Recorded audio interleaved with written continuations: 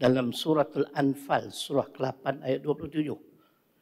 Ya ayyuhalladzina amanu la takhunullaha war rasul wa takhunu amanatikum wa antum ta'lamun. Wahai orang-orang beriman, janganlah kamu mengkhianati amanah Allah dan amanah Rasul. Dan janganlah kamu mengkhianati amanah yang diamanahkan kepada kamu. Kesemua kita, termasuk yang amat berhormat, sedang memikul satu amanah yang besar. Sedangkan kamu mengetahui yang ini salah dan berdosa mengkhianati sesuatu amanah yang ditaklifkan kepada kita. Seterusnya, saya ingin memetiklah beberapa buah hadis. Saya ni kena beri panjang sikit, abang. Terima kasih, speaker. Nak potong dah. Baik. Jadi dalam soal tadi, kita perlu meyakini ada hari akhirat, jauhilah khianat.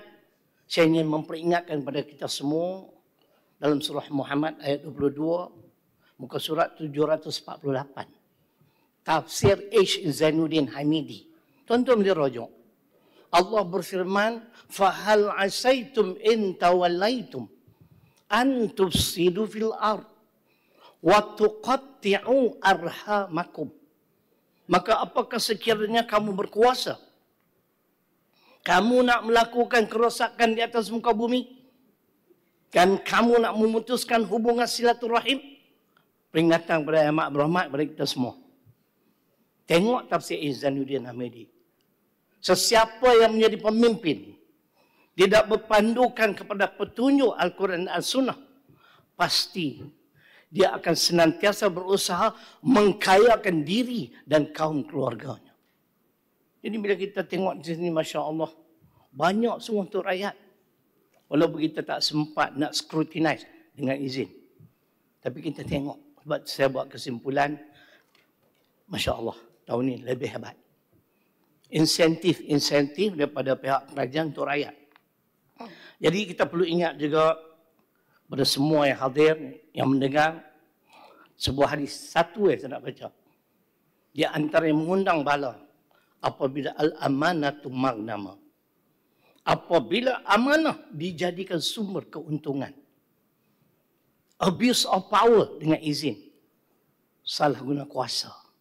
Mentang-mentang kita menjawab jawatan yang hebat, kita boleh negotiate on behalf of the government. Contoh, jangan khianat. Sebab saya relate dengan apa yang disebut tadi. Kita ada hari akhirat. Jangan khianat. Seterusnya, saya nak sebut juga beberapa sebagai peringatan bersama. Hadis riwayat Imam Ahmad, la imana liman la amanata lahu. Tak ada iman orang yang khianat. Percayalah, kita orang Islam, kita akan kembali bertemu dengan Allah, pastinya segala-galanya akan dibongkar satu persatu.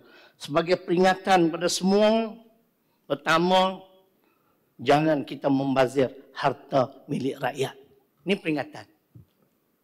Dalam surah Al-Isra ayat 27. Allah berfirman, innal mubadzirina kanu ikhwana syayatin.